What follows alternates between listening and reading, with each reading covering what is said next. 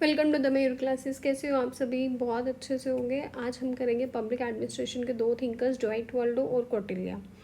पहले पढ़ते हैं डवाइट वाल्डो। डवाइट वाल्डो क्या है? नॉर्मेटिव फिलोसफर हैं किसके? पब्लिक एडमिनिस्ट्रेशन के। ये कहते हैं कि पब्लिक एडमिनिस्ट्रेशन एक वैल्यू न्यूट्रल सब्जेक्ट नहीं है, ये इनहेरिटेंट पॉलिटिकल और वैल्यू लेडेंट है। ये किसके ऊपर शिफ्ट करते हैं? साइंटिफिक से ज़्यादा मोर ह्यूमैनिटीज़म पे शिफ्ट करते हैं, एथिकल्स पे, डेमोक्रेटिक ओरिएंटेशन की बात कर रहे हैं। इन्होंने रिजेक्ट किया था पॉलिटिक्स एडमिनिस्ट्रेशन डाइकोटमी को, और ये advocate for bureaucratic responsiveness, democratic accountability और सिटीजन मैनेजमेंट एंगेजमेंट की बात कर रहे हैं। कहते हैं कि वैसी रिस्पॉन्सिबल होने चाहिए, डेमोक्रेटिक अकाउंटेबिलिटी होनी चाहिए, सिटीज़न की एंगेजमेंट होनी चाहिए। कंसेप्चुअल कंट्रीब्यूशन में देखा जाए तो ये क्रिटिक्स किसके थे? ऑर्थोडॉक्सी के, पॉजिटिविज्म के, जिसकी बात किसने की थी?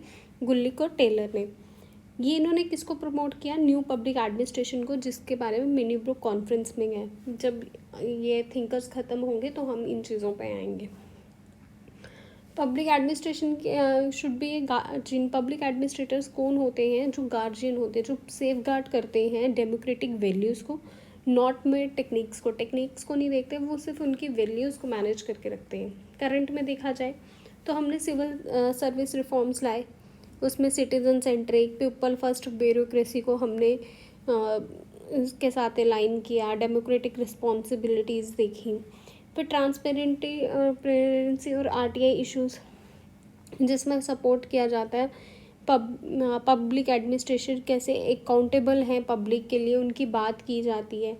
डिजिटल गवर्नेंस और एआई इन एडमिनिस्ट्रेशन में एथिकल इम्प्लीकेशंस, कैसे एथिकली हमें अप्लाई करना है एआई को, हमें अनएथिकल वेज में नहीं जाना है। हम नीड चाहिए, हमें किस चीज़ की ज़रूरत है? ह्यूमन जजमेंट की।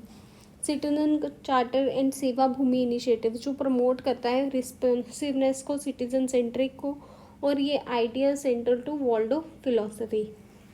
Civil societies role in governance, क्या रोल है गवर्नेंस का? जैसे अभी फार्मर प्रोटेस्ट हुए थे, वही भी इसके साथ है कि वाल्डो बिलीव करते हैं कि public administration must engage with the democratic institution and public discourse. ये किसके साथ एंगेज होने चाहिए? डेमोक्रेटिक इंस्टीट्यूशंस के साथ और पब्लिक डिस्कोर्सर के साथ। अब अगर मेंस में एक चीज़ है, main hint, Dwight Waldo emphasised the inseparability of values from administration in the era of digital governance in public distrust. Waldo's normative public administration becomes more relevant than ever. पहले इतना रेलिवेंट नहीं था, but आज के time पे ये बहुत relevant है। या आप जब आंसर राइटिंग करोगे ये कोट लिख सकते हो वहाँ पे। अब एक कौटिल्य है, जो एंशियंट एडमिनिस्ट्रेटिव के जीनियस कहा जाता था। कौटिल्य कौन थे? चाणक्य। उन्होंने अर्थशास्त्र दी थी।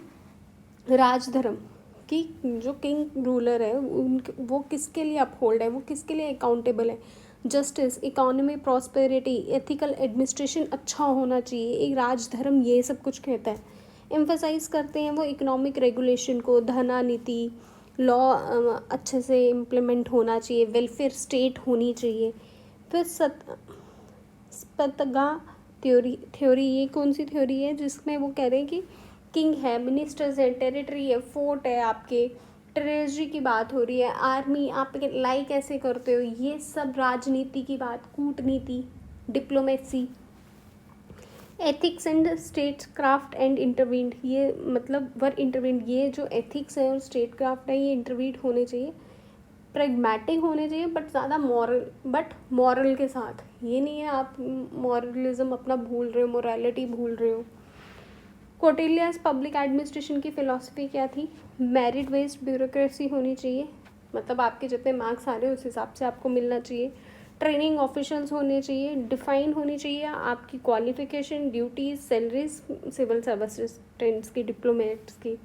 स्ट्रॉन्ग एम्फेसाइज होना चाहिए और अकाउंटेबल होने चाहिए। एंटी करप्शन आपका मैकेनिज्म होना चाहिए, जैसे करंट में मिशन योगी। तो इसका रिलेवेंस कहाँ से आया? ट्रेनिंग, एफिशिएंसी और एथिकल ग्रुपिंग से। करप्शन इन ब्यूरोक्रेसी, ये क्या कहते हैं? स्ट्रिक्ट मॉनिटरिंग और पनिशमेंट होनी चाहिए। Indian foreign policy balancing real politic and ethics की में राजनीति विद धर्म, आप राजनीति बट एथिकली आप चल रहे हो, जैसे operation Sindoor. Governance initiative digital India, JAM trinity, ये किसके लिए कहते हैं? एफिशिएंसी, डिलीवरी एंड रिसोर्सेज के लिए। Debate over surveillance versus civil rights, Pegasus, ये हम बात कर रहे हैं स्टेट इंटरेस्ट की, but modern ethics call for balance. आपको दोनों चीज़ों को बैलेंस आउट करके चलना है। ये नहीं है आपके एथिक्स आपके कहीं और जा रहे हैं, आपकी मॉडर्निटी कहीं और जा रहे हैं, आप अनएथिकल होके चल रहे हो। Kautilya's Arthashastra laid down the foundation of a well-organized system, was a very strong ethical core। ये बहुत वेल ऑर्गेनाइज सिस्टम की बात करते हैं और इनका बहुत स्ट्रॉन्ग एथिकल कोड है। मतलब आप स्ट्रॉन्गली एथिकली आप अपना काम करें, विदाउट एथिक्स आप कोई काम मत करो। Mission Karma Yogi reflects this ancient wisdom in a modern avatar. ये जो मिशन कर्म योगी है वो ये रिफ्लेक्ट करता है कि आज के टाइम में आप विजडमली कैसे अपनी चीज़ों को मॉडर्नली कैसे अडॉप्ट कर सकते हो विद रिलेट टू कौटिल्यास अर्थशास्त्र। अगर मेंस का एक क्वेश्चन दिया है, उसका मैंने फ्रेमवर्क के लिखा है, compare and contrast the contribution of Dwight Waldo and Kautilya to the field of public administration, how their ideas resonate with the contemporary governance challenges in India.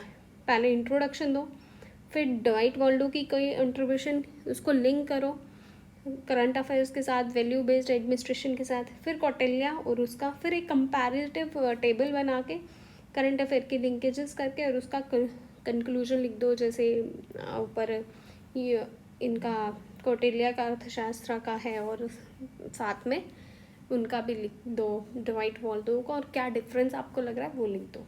That's it. ये थे दो थिंकर्स। जैसे जैसे थिंकर्स ख़त्म होंगे फिर हम पढ़ेंगे public introduction of public administration, फिर पढ़ेंगे new public administration, new Minnowbrook क्या होती है, फिर बजट क्या है, वो सब कुछ पढ़ेंगे। और साथ में ARC रिपोर्ट्स क्या होती हैं।